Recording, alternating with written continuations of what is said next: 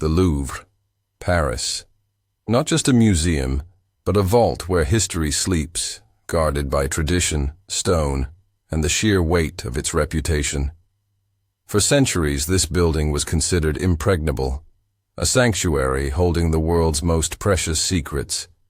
But in the summer of 1911, the unthinkable happened.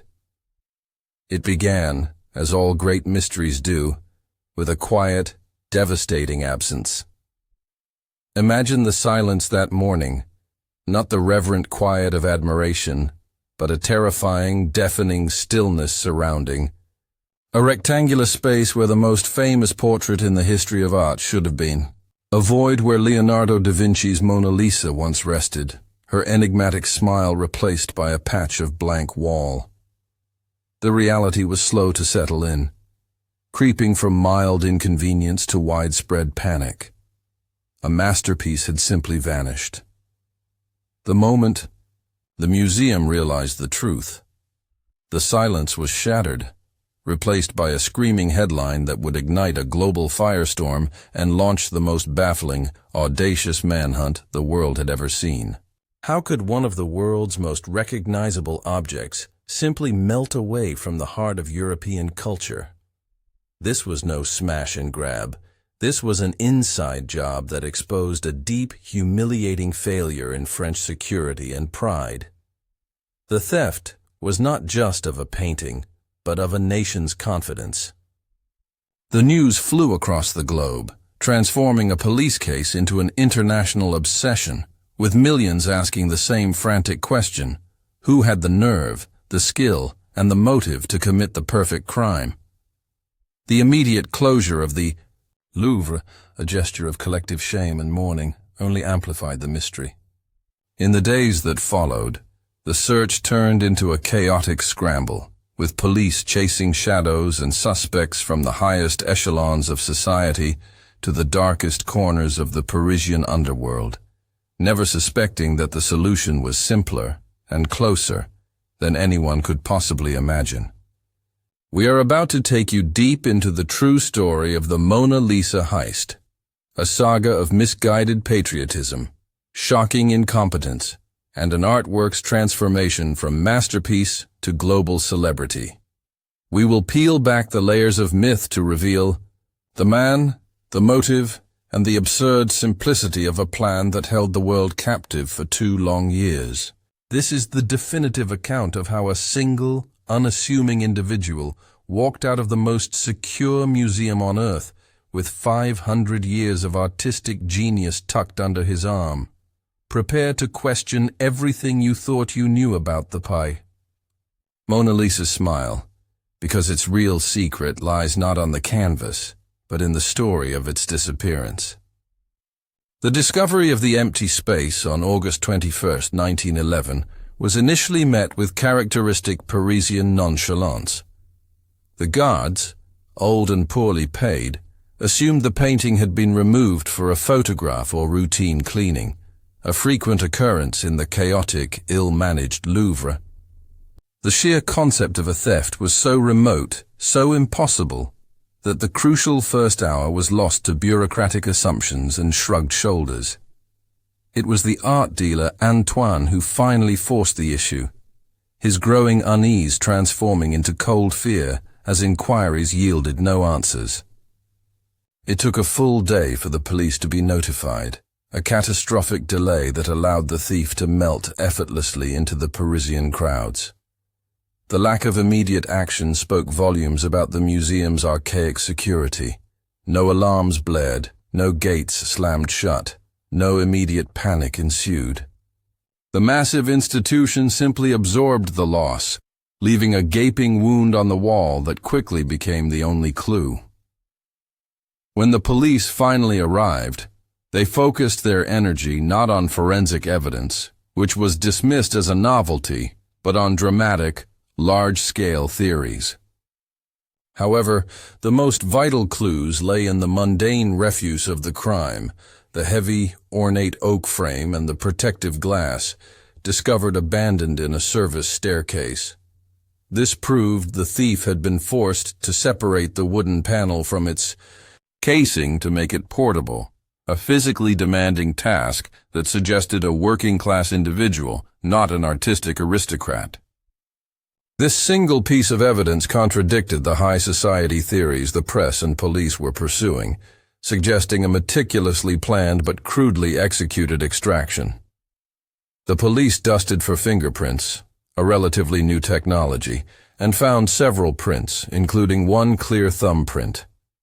In a staggering act of incompetence, they logged the print but filed it away, failing to cross-reference it with the thousands of known museum employees.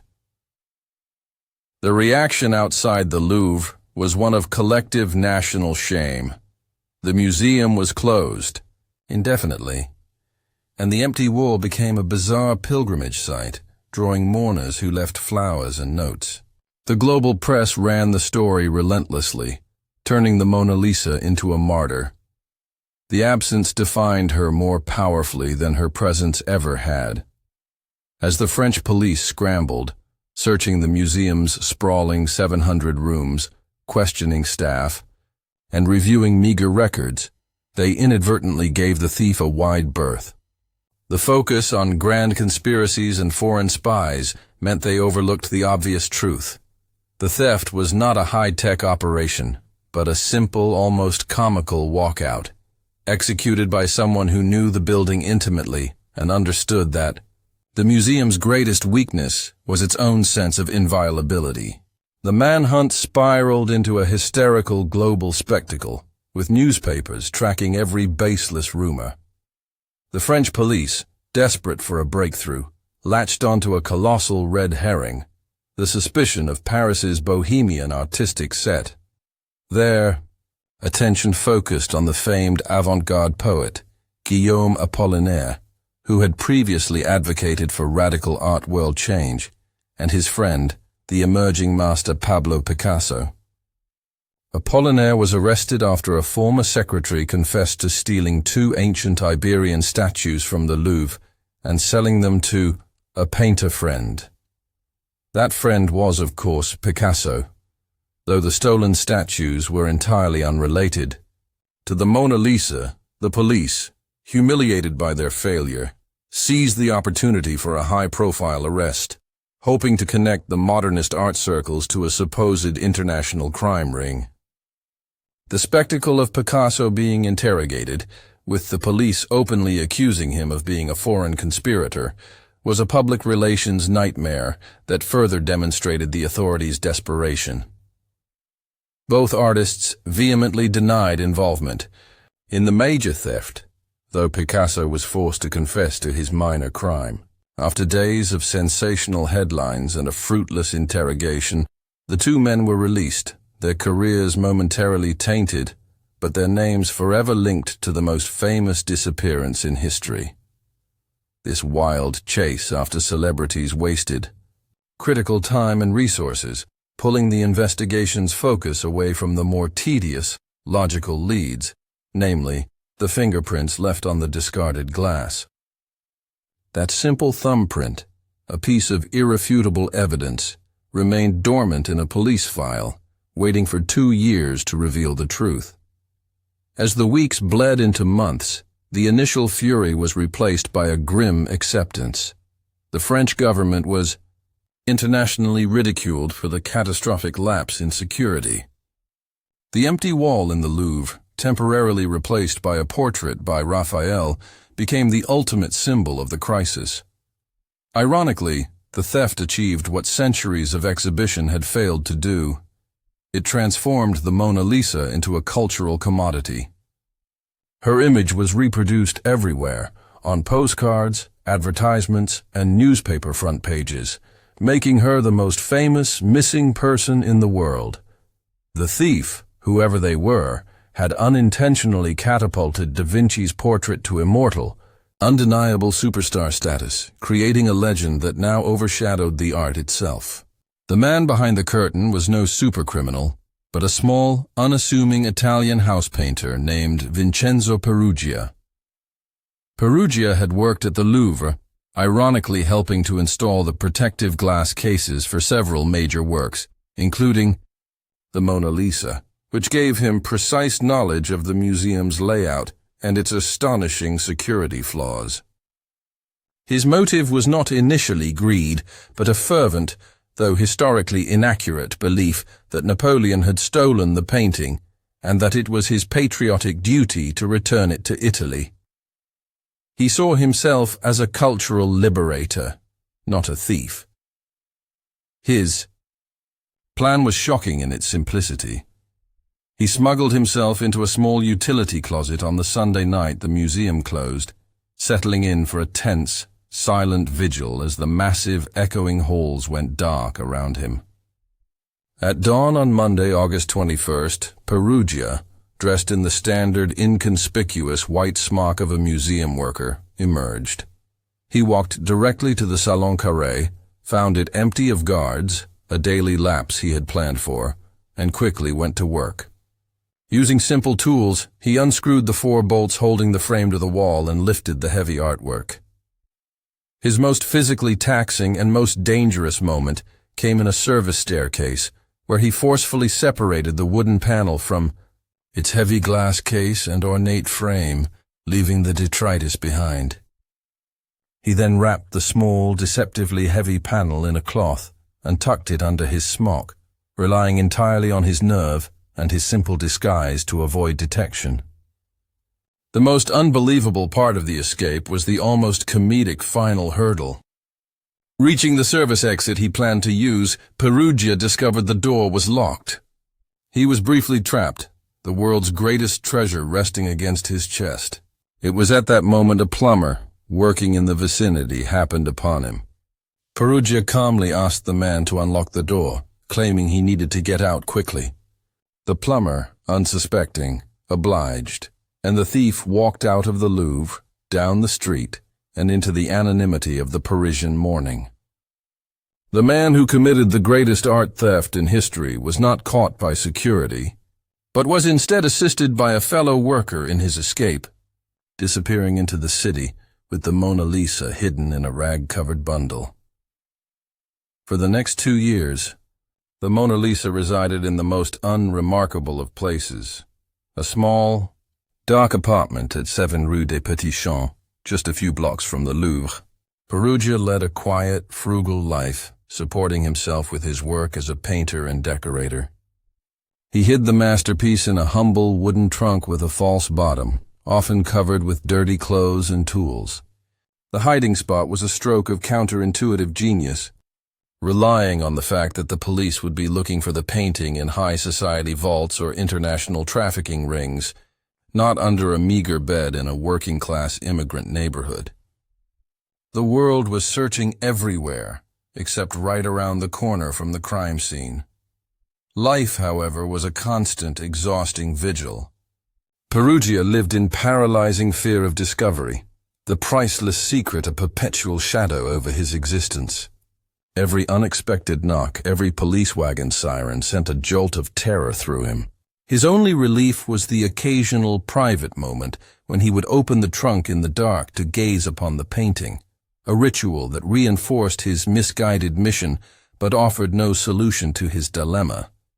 The police did briefly question him as a former employee, but his calm demeanor and plausible alibi, that he was working elsewhere that day, quickly moved him down the list of suspects, further illustrating the failures of the initial investigation to link the fingerprints to him.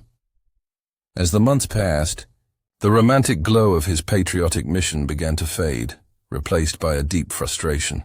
He had achieved the impossible. He had the Mona Lisa, but it was a useless object, impossible to sell and too dangerous to keep. The painting was not a source of wealth or liberation, but a heavy, silent burden. He knew he had to complete his self-appointed task. Running low on money and desperate to resolve the situation, Perugia finally decided that the time was right to take the painting home. He carefully constructed a travel case and, in late 1913, quietly boarded a train, embarking on the riskiest journey of all, carrying the world's most desired artwork back across the border into Italy. Perugia arrived in Florence and, adopting the alias Leonardo Vincenzo, contacted a prominent local art dealer, Alfredo Geri. He sent a coded, boastful letter, claiming to possess the Gioconda and demanding a ransom of 500,000 lire, which he insisted was merely compensation for his expenses in rescuing the artwork. Geri, skeptical but intrigued by the letter's specific details, immediately alerted the director of the Uffizi Gallery, Giovanni Poggi. The two men devised a careful plan to lure the thief into a meeting, pretending to negotiate the sale while secretly arranging for the painting's authentication and the thief's capture.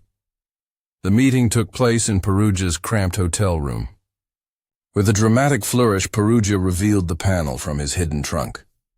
The moment Geri and Poggi saw the canvas, its telltale cracks, its signature varnish, its silent, knowing smile, their skepticism evaporated.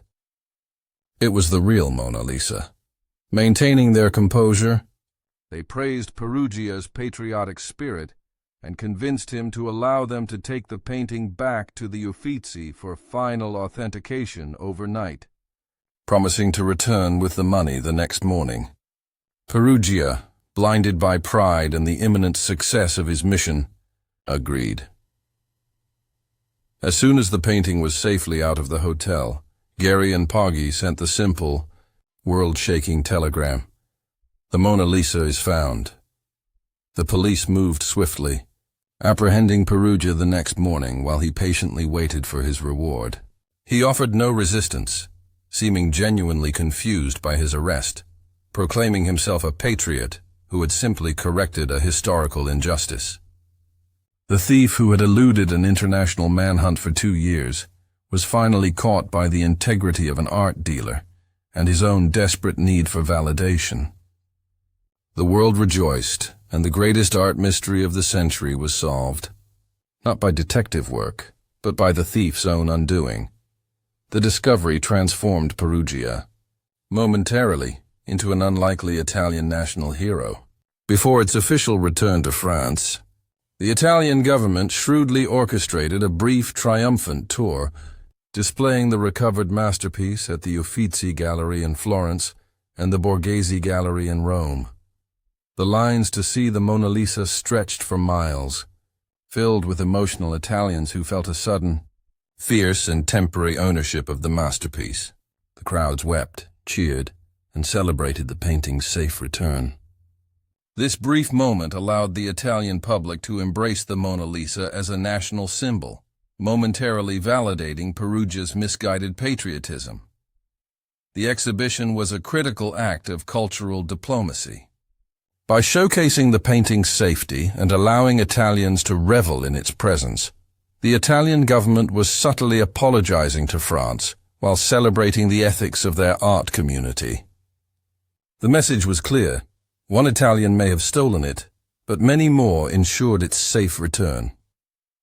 The meticulous examination of the panel confirmed that it was, miraculously, undamaged, a testament to Perugia's care in hiding it. This public display helped smooth over the massive international embarrassment the theft had caused. The 2-week tour climaxed with a solemn handover ceremony, marking the end of the painting's Italian sojourn.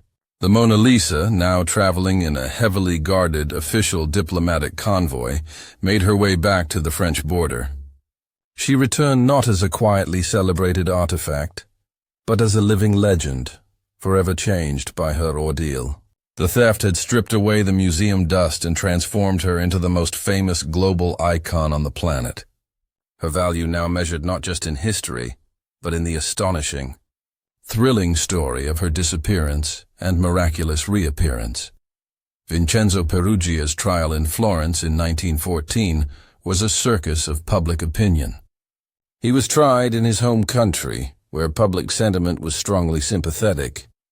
His defense attorney masterfully argued the motive of patriotic passion, painting Perugia as a simple man suffering from an obsession to right a historical wrong, rather than a malicious thief driven by greed. The prosecution, while detailing the criminal acts and the ransom demand, struggled against the tide of national sentiment that celebrated the painting's temporary return to Italian soil. Perugia's testimony further embarrassed the Louvre. He calmly recounted the simplicity of the theft, sleeping in a closet, walking out unnoticed, highlighting the French museum's appalling lack of security. The jury, swayed by the defense's emotional appeal and the public's celebration, delivered a remarkably lenient verdict. Despite committing the greatest art theft of the era, he was convicted, but due to the extenuating circumstances of patriotic intent, he was sentenced to only 1 year and 15 days. The light sentence sent shockwaves through the legal and art worlds, confirming that the court viewed him as a misguided nationalist, not a hardened criminal. Perugia served only a few months before being released. He quickly faded back into obscurity, never truly profiting from the crime. The trial closed the case officially, providing the world with an answer to the 2-year mystery, an answer that was far more absurd and less satisfying than any of the elaborate conspiracy theories that had captivated the world. In January 1914, the Mona Lisa was welcomed back to the Louvre with a triumphant reinstallation ceremony. The event was meticulously documented, a public act of expiation for the museum's former negligence. Before being rehung, the painting was fitted with a new, reinforced steel frame, hidden chains, and early model alarm systems. The theft, though humiliating, had forced the massive museum complex to modernize. Out went the old sleepy guards. In came new security protocols and, finally, the proper use of fingerprinting technology. When the Louvre reopened, the crowds were unprecedented. They didn't come just to see a painting. They came to see a survivor, a legend, a masterpiece that had experienced a real-life adventure.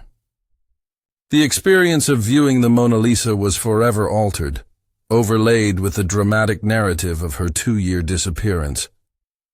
The viewers were now part of her history, giving her a deeper, more immediate connection to the public.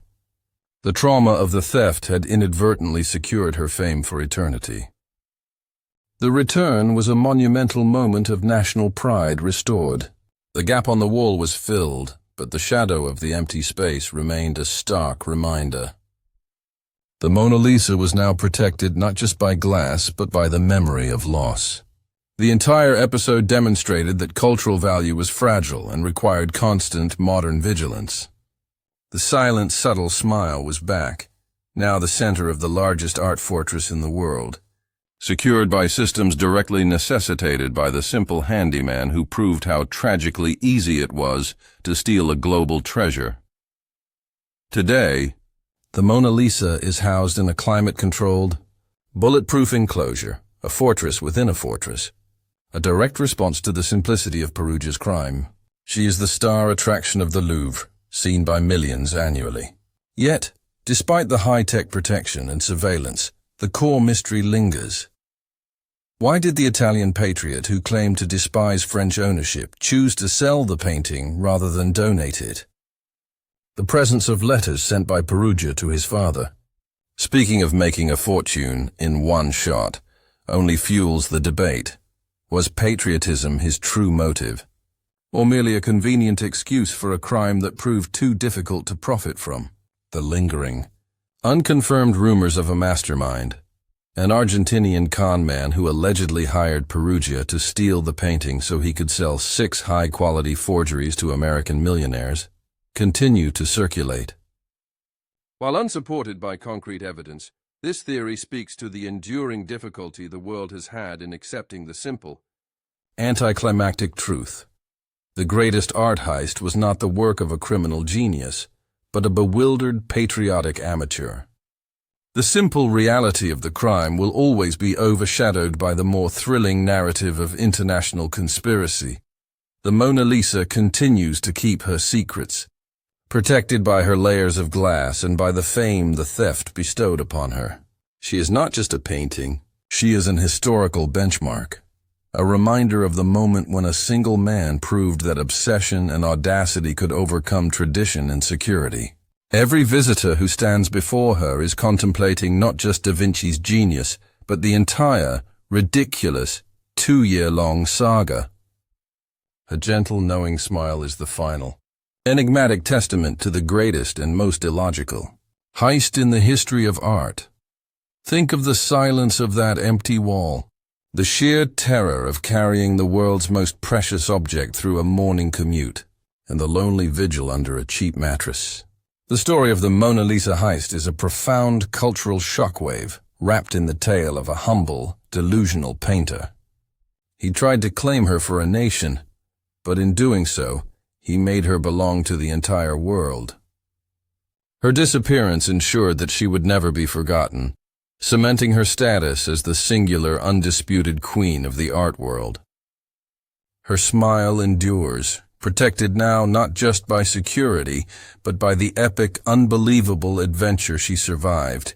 This is why her story captivates us. It proves that the greatest drama often lies not in complex schemes, but in human folly, simplicity, and the overwhelming power of obsession. You've now seen the full, incredible journey, from the darkness of a closet to the triumphant return to the light. But there are countless other secrets hidden in the world's museums and archives, waiting for their story to be told. If you were as gripped by this mystery as the world was in 1911, don't let our next investigation pass you by. Subscribe right now and ring that bell to unlock the next untold story of art, history, and the extraordinary depths of human ambition.